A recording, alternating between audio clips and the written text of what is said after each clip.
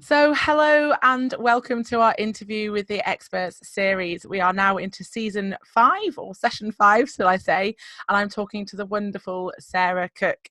Sarah's a marketing specialist for health businesses, a holistic massage therapist, mum of 2, and we're going to be talking about the resilience that she has built up being an expat mum, and the loneliness and struggles that can also come along with, and how she dealt with that situation. So welcome, Sarah. I'm so pleased to have you on our series today. So yeah, we'd love to know a little bit more about your story and how you've built up this resilience. Thank you. It's really lovely to be here, and thank you for asking me to join you. So yeah, my story, I guess, is it's been a bit of a journey, I guess. So I moved to Singapore when I was 6 months being married. So quite early on in our marriage, and we had kind of got to a point of just wanting a bit of a change. We weren't ready to have children, and neither of us had a gap year. And we thought, you know what, we're going to travel the world. And then my husband got offered a job in Singapore. And we kind of took the opportunity to be able to work and travel at the same time. So we were both working out there. It was a 1-year project. So we thought that kind of gives us our gap year whilst being kind of paid for it, but being able to see a different part of the world as well. And that 1 year turned into 7 years and 2 kids later. Wow. So, okay. Yeah.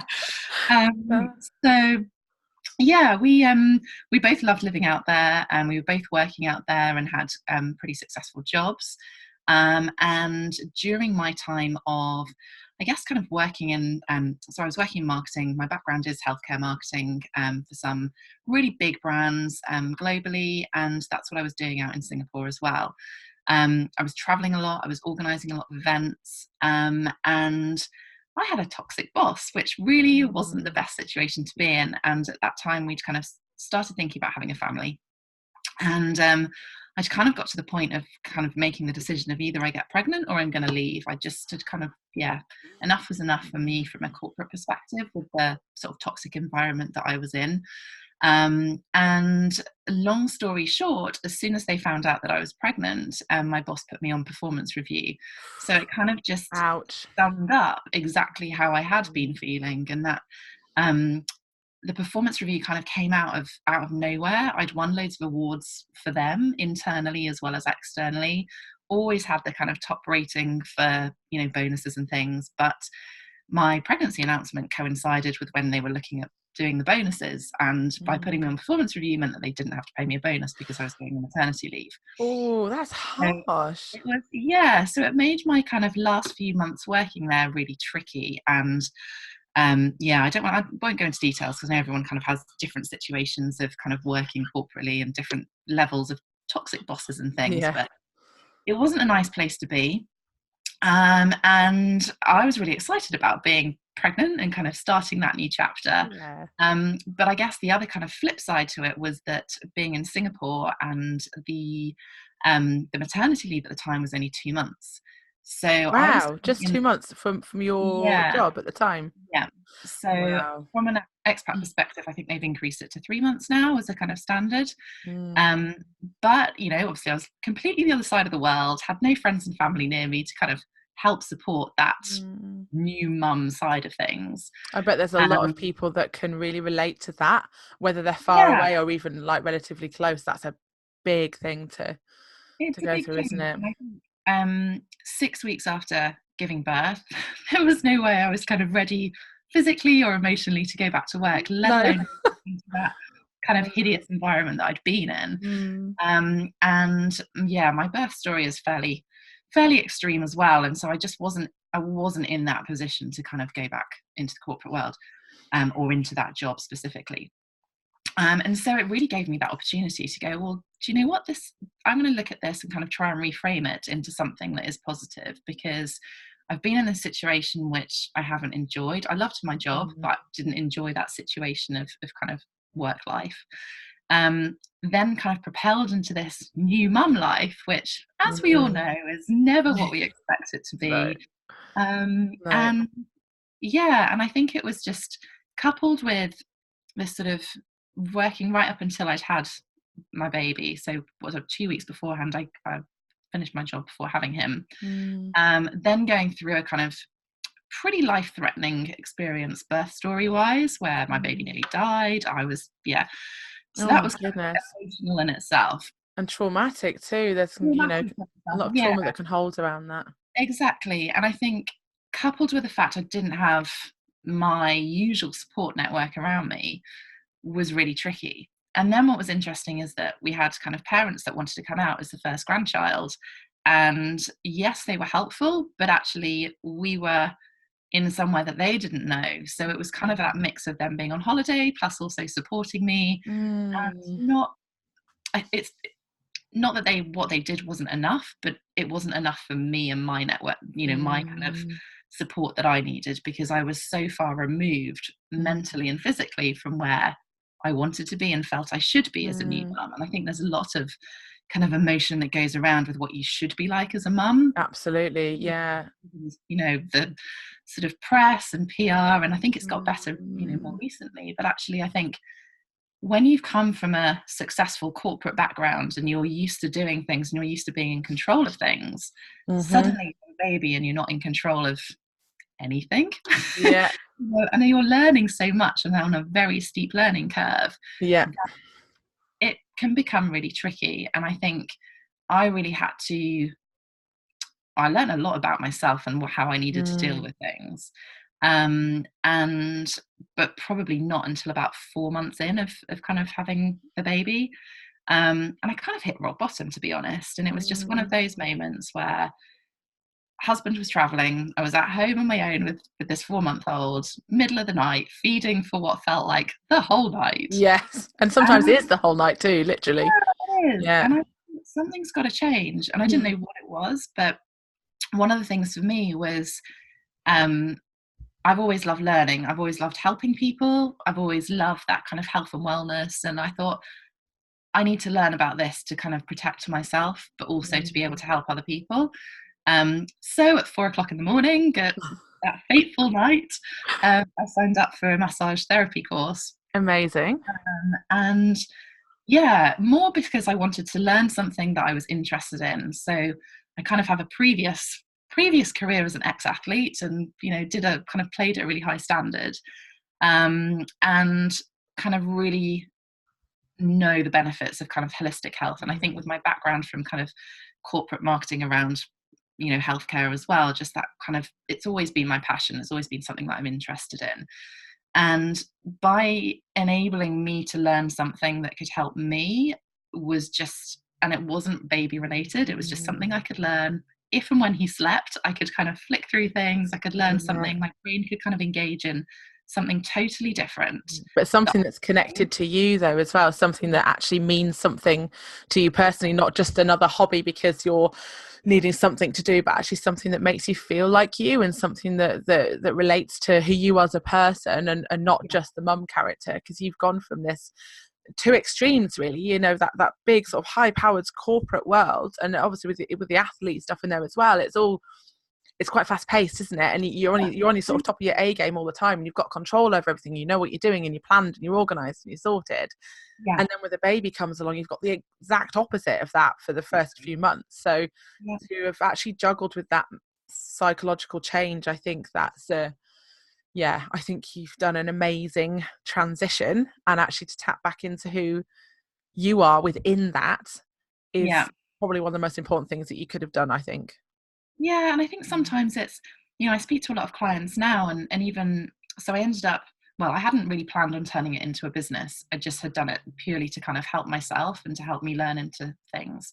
But actually, I became, um, as I was kind of having to go through my course and practicing and doing the kind of physical aspect of seeing clients, I ended up treating mainly prenatal and postnatal Mm. mums, because those were the ones that I could relate to the most. And those are the ones at that time that I felt like I could really help, because I never had that. And I could never kind of find, someone who would do a massage on me that wouldn't be the kind of standard stroke, or really take that time to understand how I felt, let alone physically felt.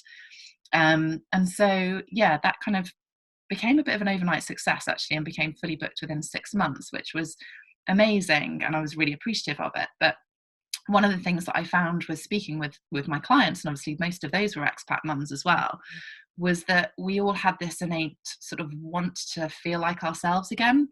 And I think wherever you are in the world, whether you're an expat mum or you're not, feeling like yourself again is something that resonates across all women, I think, of just most people do feel that kind of loss of sense of who they are or what's going on, Absolutely. because sleep deprivation kicks in and the hormones are there, and we're probably focusing on feeding the baby rather than feeding ourselves with the right kind of foods. And And then it is a change though as well. I mean, that sort of like old life, you know, when I came into motherhood, I did expect that within a few months' time I'd be back in my shiny leggings, and you know, I'll be out there doing my thing, and everything will be quite normal, and I'll be sleeping, and you know, and I'll just be me, but with a baby, right? Because that's what happens. You have a baby, and then you just go back to being you. And actually, it's completely you have a massive grieving process and a big sense of loss of self, and that's actually a very normal part of becoming a mother. Not to say that you will experience that or you won't, but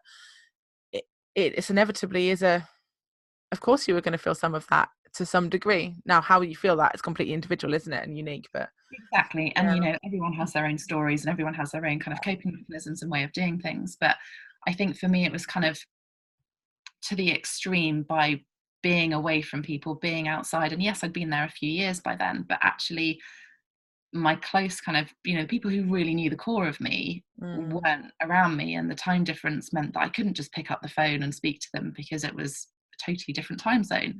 So it's just I think one of the things that helped me was obviously learning something or doing something that was totally for me and outside of that kind of baby experience.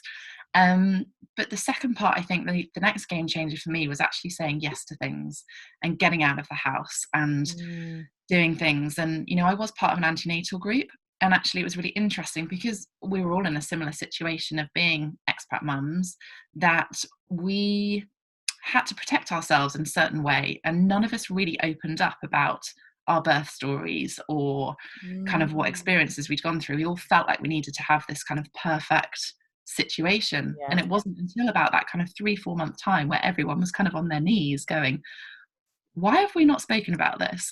Why have we not kind of, you know, and as soon as one person does, then everybody does, and everyone's got a story to share.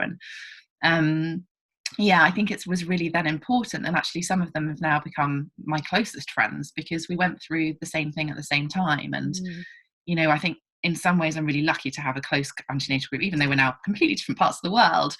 But I would still phone them if there was, you know, if there was something going on with my now 6-year-old, because they went through the same thing as I did. And I think there is that special bond with, not necessarily because we were away, but with that antenatal group. If you do have a connection, then don't be afraid to kind of talk to people and share how you're feeling, because chances are most other people are feeling exactly the same.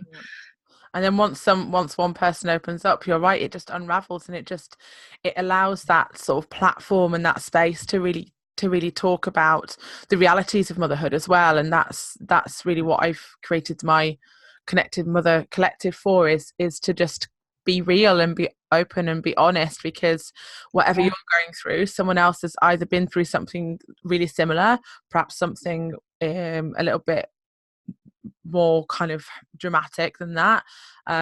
They might have known someone who's gone through that kind of thing, or they just might be having the same kind of emotions that are attached to a different situation. But it's about sharing and that connecting. And then once you're sort of connected, there is a sense of relief within yourself as a mum, that you don't feel so alone and you don't feel so weird, and you're not a bad mum for having these feelings and these emotions that get attached to what's happened. You know, it's a very natural course of events with in terms of the feelings. And to actually, I'm so glad that you were able to do that. I'm so glad that you did have that space to just go, oh my goodness, do you know what, this is actually really how I'm feeling. And then everyone else just went, oh my goodness, we are too. And then you can hold each other and you can support each other. And that isn't just within that phase, is it? I mean, you've said it's years later, you're still on that.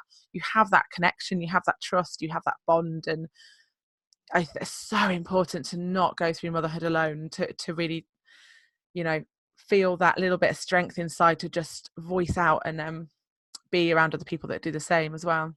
Definitely. And I think once we kind of opened up those conversations, we then could kind of become each other's family in a certain to a certain extent, Yeah, and share definitely. babysitting and things like that, of kind of, if one of us wanted to go for a swim or do some exercise, then that's time at ish we can around nap time. If we can't, then let's just kind of swapping and helping each other rather than us both kind of not doing anything. And so that became really important, that we were able to kind of support each other, because we didn't have mum around the corner to go, oh, would you just mind coming over and looking after baby for me for a couple of hours whilst I do whatever.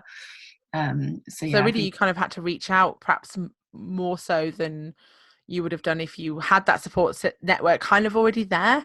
You really had to take that initiative to make these bonds with these other women, to go to that antenatal group, to start being open about stuff, and to allow yourself to ask for that help by saying to them, can I go for a swim, or can you look after my child for a couple of hours? Because there's that as well, isn't there, with when you're a mum, you sort of don't want to ask anyone or impose at all, but actually having those people there who want to help and can help, and as you as a mum to take that kind of that first step really, and saying, I do need some help, can you help me for half an hour, can you help me for 20 minutes or an hour, it's a I think that's it. And I think there thing. is that sort of expectation to some degree of, well, it's your decision to become a mum. You need to get on with it and find your own way of doing things and find your own routine. But that doesn't mean you have to do it completely on your own. And yes, I think I probably became more independent and asked for less help, or I was more focused on what help I needed, is probably the better way to describe Yeah, it. that's good. I kind of worked out where I did need help and what I could help other people with.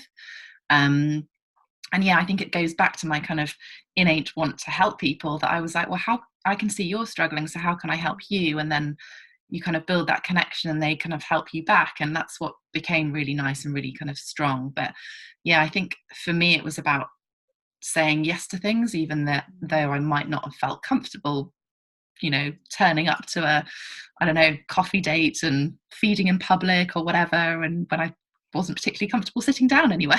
So it's, sort of not to the extreme where you're going to harm yourself or the baby, but actually going, well, how can we make it work for everybody, rather than forcing yourself out. And it's not to say that you have to say yes to absolutely everything, because if you're not in that headspace, forcing yourself to do something isn't the right thing to do. But actually, sometimes by setting yourself a goal and saying, do you know what, I need to connect with someone, an adult, at some point today, became a lot easier, rather than having to say yes to every single play date. So yeah, I think it was, even if it was just meeting someone for a walk in the park, that we could kind of have a chat or have that kind of adult connection, was for me really important. I think so. I think you've sort of explained some really key points there as well, about reaching out, about being open and honest, about looking at what you have, what's available to you. And I like the idea about being focused as to what you're going to focus on, because that's the other thing, isn't it? There is a flip side to motherhood, especially with the internet now, where you could literally get an abundance of information from Yeah, so many different places, that it then becomes overwhelming, and then you're not listening to your own rhythm, you're not listening to your own style, because you're bombarded with too much information on yeah, phenomenal websites with millions and millions of people. And especially, if you are sort of living away from all of your family, to create that support network that you can trust, that yeah, isn't going to overwhelm you, that will support you when you're trying things and you feel like you might want to try something different, yeah, that are there for you for the little things as well as the big things as well. So, and also just kind of stepping out of that comfy nest, because when you're, especially if you're kind of you're feeding a lot, things like that, you're at home a lot with a baby, and the baby's sleeping and then awake, and then in those early days when you're kind of riding this weird storm of sleep deprivation and in and out of sleep and crying yeah, and poops, and it's all becomes an amalgamation. You get through the day and you don't even know what you've done yet. You've completely done a phenomenal amount, yeah. but you don't realize what you've done, and you're like, oh, I haven't seen anyone, I haven't talked to anyone, I haven't washed my hair for days. And Yeah, if that isn't kind of looked upon, then you can end up with weeks with just not seeing anybody, and not reaching out to anybody, and not receiving any kind of support and help that you really deserve and sort of need. So yeah, I think those kind of key elements, I guess, of stepping out of your comfort zone and reaching out to other women, and Yeah, acknowledging what's available to you at the time and going with what feels right for you, and not, like you say, absolutely every single thing, because again, you're going to be exhausted. And you don't have to go to every baby group. You don't have to go to every single And I sing and think rhyme if you hate the nurseries that are going on at the time, and I think that's it, isn't it? Yeah. It is saying yes to things that kind of perhaps get you out and push you, but also being able to recognize you can say no as well. Like if it just, Yeah. or if you've been out twice that day already and you think, do you know what, I just need to be at home, Yeah. that's okay too. So it's just Yeah. really, yeah, I think I probably learned the hard way in the first couple of months of just trying to please everybody and trying to do everything and entertain family that were over on holiday that were Yeah, also you're there. a host. It was, yeah, and so it sort of, I suppose, escalated that I got to a point where I was like, in order to look after my baby, I have to look after myself. Mm. And I'd kind of taken that for granted because of my background in health, because of my background in, sports and Mm. knowing about nutrition. I'd kind of taken it for granted that I was doing the right things. But actually, when you have a baby, your needs change and you need to nourish yourself in a slightly different way and Mm. eat different foods. And especially if Yeah. you're breastfeeding, it's continuing. And I think there is that balance. I not desperately wanted to lose the weight, but I'd kind of gone 9 months on, 9 months to lose it. And I kind of had that in my head. Yeah. So I'd kind of stripped out too much of the good stuff, the kind of good fats and good energy, Mm. because I was conscious of that. But actually, I needed to add more of that in. So, Mm. in some ways, my massage course kind of helped me reflect and recognize what I was doing to my body, just as much as it being a kind of a natural interest for me, anyway. Amazing. That's a really good little segue, actually, because I was just thinking I would really like to, yeah, find out a little bit more about the massaging side, because that kind of came in as you were going through this big process. So, um, have you got any specific kind of massaging techniques that you would be able to explain or show that perhaps anyone who's watching this would be able to try for themselves, or ask a partner to perhaps do it for them, or something like that? Sure. I mean, ultimately, if you can get to a massage therapist or you can get to someone to come to you, then honestly, it has the most amazing benefits for you, both physically and mentally, because you are enabled to kind of switch off for however long that treatment is. But Mm. the pressure that you can give just really helps with the blood flow. It helps with your kind of muscle easing. And even if you're, sitting down a lot during the day, that blood needs to kind of circulate through to be able to kind of get everything it needs to do around your body. And we all know that we kind of, holding baby, you're feeding. So your shoulders and your lower back are probably the two biggest areas of complaint that I get, Mm. especially postnatally. And there's really, really simple exercises that you can do. So even just the kind of simple rolling of your shoulders backwards and forwards is really makes a difference. And I think because I used to spend so much time with my kind of shoulders really hunched and rounded, because I'm either feeding, I'm holding on one side, or carrying something, that Mm. your shoulders take the brunt of it. And when your shoulders are tight, that makes your neck tight and that makes your head worse. And that obviously then creates the overwhelm and more stress. So really kind of taking the time to just roll your shoulders, like I'll do some little Mm. demonstration for you. So I'll just do it too. back and forward is a really, really simple way to do it. Mm. And if you want to take that further, then just to kind of stretch to one side, you can put your hand on your head just to really lengthen. I'll move my hair out of the way. Lengthen that kind of neck muscle there, That feels because that's good. all your shoulder, and it's just something that we kind of forget about. So that's from a kind of neck and shoulder perspective. For your lower back, obviously this is a bit trickier to show you, but what I'd really recommend doing is just warming your hands together. So just spend a bit of time just rubbing them together. I'll lift it up really close. Mm. Spend a bit of time making sure they're really warm, and then just literally rubbing that up either side of your spine. And Mm. that just creates that warmth in areas that is right. And obviously your pelvis is there, that's where your womb is, and just really nurturing that area that has been through not just a lot of pressure, but a lot of stress. So if you can just really create that warmth there, not only does it give that kind of love to that part of the body, but it just really helps that kind of blood circulation. And, if you are sitting down a lot, it can really help with that too. Mm. That is so gorgeous. I think just knowing that actually we could, I mean, I've just been doing that with you whilst you've sort of been going through that, and actually just within seconds I can already feel that, because I have a 3.5-year-old who I do pick up sometimes, and actually he's about the size of a 10-year-old. He's really massive.